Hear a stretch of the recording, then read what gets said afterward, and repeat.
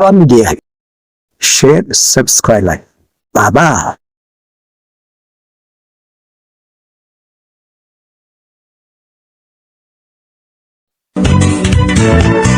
ዛሬ ወጣት ድምፃውያን ከሆኑት የኢትዮጵያ ድምፃውያን ውስጥ አንዱ የሆነውን ታምራት ደስታን ይዤላችሁ ቀርቤያለሁ። መስታወት አራጋው ነኝ። መልካም ቆይታ። እሺ ታምራት እንኳን ደህና መጣ። እንደምን ነህ? እንኳን ደህና ቆያችሁ። ደህና ነኝ። ዝነኝነት እንዴት ነው? ዝነኝነት እንግዲህ ደስ ይላል በአንድ በኩል ደግሞ ትንሽ ይከብዳል። እሺ ታምራት የት ሀገር ልጅ ነህ? ማለት የአዲስ አበባ ከተማ ልጅ ነህ ወይስ ክፍለ ሀገር ልጅ? የት? እኔ ቤተሰቦቼ በአሁን ሰዓት ያሉት ሻሸመኔ ነው። ያደግኩት ሻሸመኔ ነው፣ ግን የተወለድኩት ደግሞ በሻሸመኔና በአዋሳ መካከል ላይ ትንሽ ከተማ አለች ጥቁር የምትባል፣ እዛ ከተማ ነው የተወለድኩት። ያው ያደግኩት ሻሸመኔ ስለሆነ ቤተሰቦቼም ያሉት ሻሸመኔ ስለሆነ ሻሸመኔ ልጅ ነኝ ነው የሚባለው። ስንት ጊዜ ሆነ ወደ አዲስ አበባ ከመጣ? 5 አመት። እና በሙዚቃው ዓለም ሻሸመኔ እያለህ ትሳተፍ ነበር ወይስ ወደዚህ ከመጣህ በኋላ ነው ወደ ሙዚቃው ዓለም ውስጥ የገባኸው? ሙዚቃ ሻሸመኔ እያለሁ ሰርቼ አላውቅም። ሙዚቃ የጀመርኩት ለመጀመሪያ ጊዜ ድሬዳዋ ሄጄ ነው። ድሬዳዋ በ89 ዓመተ ምህረት 89 አካባቢ እዛ ጀመርኩኝ። ከዛ በቀጥታ ወደ አዲስ አበባ መጣሁኝ። እንግዲህ በደንብ ወደ ውስጥ የገባሁት አዲስ አበባ ከመጣሁ በኋላ ማለት ነው። ድሬዳዋ ምን ውስጥ ነበር የምትሳተፈው? ድሬዳዋ እዛ ጨርቃጨርቅ የኪነት ቡድን የሚባል ነበር፣ እዛ ውስጥ ነበር የምሰራው። ከዛ እዛ ሰርቼ እዛ ፋብሪካው ሲዘጋ ወደ አዲስ አበባ መጣሁኝ ማለት ነው። በምን አጋጣሚ ሄድክ ማወቅ እችላለሁ? ይቻላል። ሊያሳድገኝ ሰውዬ እዛ ስለነበረ እሱን ለመጠየቅ ነው የሄድኩት። ስንተኛ ልጅ ነህ ለቤተሰቦች? ሁለተኛ። ስንት ናችሁ ጠቅላላ? 3። ወንድ ብቸኛ ነህ ወይስ አሉ ወንዶች ናቸው ሁሉ? ወንድ ነን፣ ሴት የለም። ኧረ ስለዚህ እህት በጣም አዝናለሁ ስለሌለኝ። እኔ ሆነሃለሁ እህት? ደስ ይለኛል። እዚህ ደረጃ እንድትደርስ አሁን አሉ ከሚባሉ ድምፃውያን መካከል በኢትዮጵያ ውስጥ አንዱ ሆነሃል። ብዙ አድማጭ አግኝተሃል። ስራዎች ተወደውልሃል። ያውም የመጀመሪያ ስራ ላይ ብዙ አድማጮችን አግኝተሃል። ብዙ ጊዜ ድምፃውያን አንዳንዴ ላያገኙ ይችላሉ። አሁን ነው ብዙ አድማጭ በመጀመሪያ ካሴት ብዙ ሰዎች ማግኘት የቻሉት ድምፃውያኖች። አንተ እንደዚህ እሆናለሁ ብለህ አስበህ ታውቅ ነበር ካሴቱ ከመውጣቱ በፊት? የሆነ የምታስቢው ነገር ይኖራል፣ ሙሉ በሙሉ ሳይሆን የሆነ ስራዎቹን ስትሰሚ ከሰዎች አስተያየት ሲሰጥሽ እንደገና ደግሞ ለራስሽም የሆነ የሚታወቅሽ ነገር አለ። ነገር ግን እዚህን ታይም ከአንዳንድ ጊዜ ካሴት አሪፍም ሆኖ የማይደመጥበት ጊዜና ወቅት አለ። ሙሉ ለሙሉ እርግጠኛ ባልሆንም ግን እንደሚሰማልኝ አውቅ ነበረ በትንሹ ማለት ነው። ድምጽህ እንደሚያምር ታውቅ ነበር? እንዴ በደንብ። ስለዚህ ሰው አድማጭ በደንብ ይቀበለኛል ብለህ አስበህ ነበር ማለት ነው? አስቤያለሁኝ፣ ግን ድምጽ በአማራ አይደለም። ዜማው ስፔሻሊ ዜማው አሪፍ ከሆነ፣ መልእክቶቹ ጥሩ ከሆኑ፣ የግጥሞቹ ይዘት የሰውን ልብ የሚከረክር ከሆነ፣ ያ ከሆነ አሬንጅመንት ሙዚቃ ቅንብር ማለት ነው።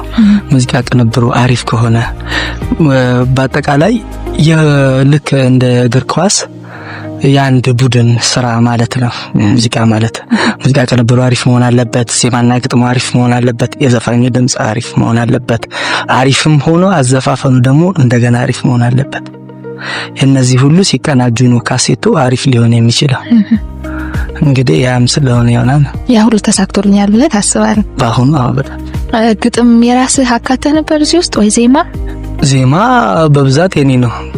ግጥም ግን ያው እንግዲህ ወንድማችን ሀብታሙ በጋለ ጋዜጠኛና ደራሲ እንበለው ሀብታሙ በጋለ የሱ ነው በብዛት 10 ግጥም የሱ ነው። የኔ ዜማ 5-6 ዜማዎች ይሆናል። እና ግጥሞቹ እኔን ይገልጻሉ ብለህ ታስባለህ? የጻፈልህ ግጥሞችና ያዜምካቸው? እንዴት መሰለሽ፣ አርቲስት ማለት የሰውን ስሜት የሚያዳምጥ አንድ ከጎኑ ያለው ሰው የሚሰማውን ስሜት አዳምጦ ያንን ነገር ነው ወደ ዘፈን፣ ወደ ግጥም፣ ወደ ዜማ መንዝሮ በድምፁ የሚዘፍነው ማለት ነው። በህብረተሰብ ውስጥ በማህበረሰብ ውስጥ ያለውን ያንዳንድ ነገሮች ለምሳሌ በታሪክ ትሰሚያለሽ ወይ ደግሞ በድራማ መልክ ልታይ ትችያለሽ። ያንን ነገር ነው ወደ ግጥም ወይም ወደ ዜማ ተደርጎ ብቻ በአጠቃላይ በሰው ውስጥ ያለውን ነገር ነው እኔ የዘፈንኩት። ከዚህ ከአዲሱ አልበም ውስጥና ከመጀመሪያ አልበም ውስጥ የትኛው ነው እሺ አንተን በደንብ ገልጾኛል ብለህ የምትለው?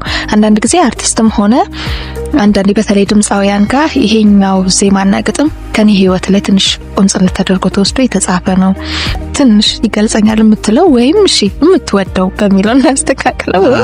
በስስ ማማኛ ወደ አንለያዩ ብዙ ጊዜ ሲወራ ስለሰማው ነው። አሁን ጓደኛ አለችኛ አንለያዩ የዘፈነው የሚባል ነገር አለ አይደል? ለጓደኛዬ ሳንለያይም ለኔና ለሀብትሽ ለግጥም ደራሲ ማለት ነው። ለግጥም ደራሲ ለጓደኛ አንለያይም ብዙ ሰውን ይወክላል። ለቤተሰብም ሊሆን ይችላል። አንለያይም እኔ ለብዙ ሰዎች መርጫለሁ። ግን ጓደኛዬን ይወክላል ብዬ የማስበው እኔ ደስ የሚለኝ ዘፈን ሐኪሜ ነሽ ነው። ከመጀመሪያ ማለት ከሰው ጋር የሚያስተዋውቀኝ ዘፈን እሱ ነው። እኔ የምወደው ዘፈን ሐኪሜ ነሽ ነው። ሁሉም ለኔ አንድ ናቸው። አንዱን ካንዱ ማበላለጥበት እንትን የለም። ምክንያቱም የሰራኋቸው ዘፈኖች ጠቅላላ አምኜባቸው ነው የሰራሁት።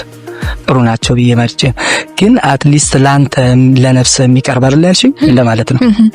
ሐኪሜ ነሽ እንግዲህ ያው እንወደዋለን። እስቲ እንስማው ትንሽ እናስታውሰው። ሐኪሜ ነሽ መድኃኒቴ ፈዋሽ ነሽ መምነቴ ሐኪሜ ነሽ መድኃኒቴን አዳም ብሞት አንቺን ሳልፈዳም አንቺን የመሰለ ሌላ ሰው ቢኖርም ለዓይኔ ሞላል እንጂ የነፍስ አይዘምርም ጠረንሽ መለመቼ እንደ ናርዶስ ሽቶ ሌሊቱ እንዴት ይንጋ ቀኑስ እንደመሽቶ ሌሊቱ እንዴት ይንጋ ቀኑስ እንደመሽቶ። ቆንጆ ነው በጣም ሰግናለሁ። ያለው ሙዚቃ መሳሪያም ካሴቱ ላይ ቢወጣ ደስ ይለን ነበር። ያምራል በጣም ታንኪ። ሌላስ እሺ በሁለተኛነት ደረጃ አንድ ላይ ምን ነው አይደል የምትወደው? እሱንም ልስማ እስቲ እንስማ። ደስታኛ መስማት ፈልኩ። ካሴቱ ላይ ያለውን ሁሉ እንዳትጠይቂኝ እንጂ ምን ችግር የለም።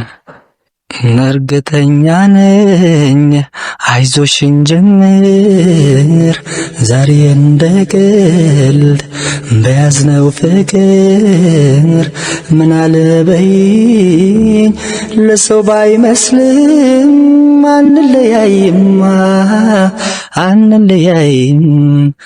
አንለያይም ግድ የለም አንለያይም። አሁን ወደፊት ምን ለመስራት አስበሃል? በሙዚቃ ነው ወይስ በሌላ? በሙዚቃም በሌላም ብዙ እቅዶች አሉኝ፣ ግን እዚህን ታይም ላይ ሆኜ ገና እቅዶች ናቸው። በሙዚቃው ካልሽኝ ግን ከዚህ የበለጠ ስራ ለመስራት ለራሴም ለመሰል ጓደኞቼም ዜማ ምናምን በመስጠት ለመስራት እንግዲህ በደንብ ካሁኑ ጀምሬያለሁ ማለት። ለድምጽህ ቅላጼ የወሰድከው ትምህርት አለ ወይ ደግሞ ሙዚቃ አካባቢ የሆነ አስተዋጽኦ ያደረገልህ ሰው አለ? አይ የለም። እንዴት መሰለሽ እኔ ያኔ እዛ እንደነገርኩሽ ድሬዳዋ በነበርኩበት ጊዜ እዛ ነው እንግዲህ ሙዚቃ የጀመርኩት። ስለ ሙዚቃም ትንሽ ማወቅ አንዳንድ ነገሮች አሉ በማከሉ ያንን ነገር ማወቅ የቻልኩት እዛ ነው። እዛ ግን ጧት ልክ እንዳሁኑ ናይት ለምናምን አይደለም የምንሰራው።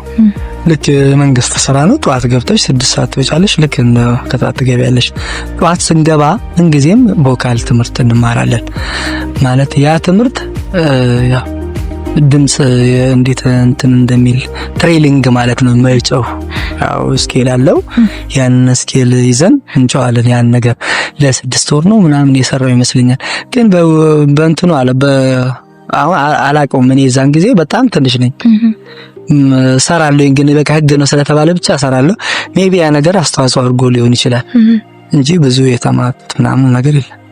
ወደ ሙዚቃው ዓለም እንድትገባስ ከሌን አደንቀው ነበር፣ በጣም አደምጠው ነበር። እንዲህ አይነት ነገሮች እኔ እሱን አራያዬ ነው ለኔ እዚህ ደረጃ ለመድረስ የሚባል ነገርም አለ። አራያ የሆነ ሰው ማን ላንተስ? እኔ እንግዲህ ሁሉም ዘፋኞች እንደየእንትናቸው ወዳቸዋለሁ ሁሉ ነው። ግን በብዛት አሁን እንግዲህ ምዘፍን የነበረው ዘፈን የንዋይን ዘፈን ነበረ። ከዛ ደግሞ መቃሊ ቢራ ደስ ይለኛል። ቴድሮስ ታደሰም ደስ ይለኛል። ብቻ አንድ ሰው ላይ አይደለም ትኩረት ያደረኩት እኔ የሁሉንም መሞካከር ነበር እና ግን ያው ስሜቱ ስላለኝ ማለት ነው። በብዛት ግን የንዋይን ጫወስ ከቅርብ ጊዜ ድረስ ንዋይን ትወደዋለህ ማለት ነው? በጣም አሁን እንግዲህ እነዚህን አስታውሳለሁ። እስካሁን ድረስ ከኢትዮጵያ ውጪ ወጥተህ የማንኮራኮር ድል አግኝተሃል? መድረኩ? አዎ በጣም ብዙ ሀገር። ለምሳሌ የት ሀገር ሄደሃል? አሁን በመሄድ አይደለም እኔ አሁን እዚህ ሀገር ላይ ገና የኔ ካሴት በጣም የተሰማ ያለ ወረቱ አላለቀም እስካሁን። ማለት የራሳችን ክለብ ከስተናል ለምሰራው ነው የሚያጣው። ስለዚህ የዚህ ቤት እንትን ጋፕ መሆን አለበት። የውጭ ሀገር ስራ በቃ ምን ጊዜ የሚጠብቅሻል። እዚህ ጋር ግን እዚህ ጋር ያለው ስራ በሌላ ዘፋኝ ቦታው እስኪ ተካ ድረስ እኔ ያለኝን ታይም መጠቀምና መስራት ስላለብኝ ከለንደን፣ ፈረንሳይ፣ ጀርመን፣ ሆላንድ ከአረብ ሀገር ጀምሮ በአጠቃላይ የመጣልኝን ጥያቄ እስከ ጥር ወር አሸጋሽጌዋለሁኝ።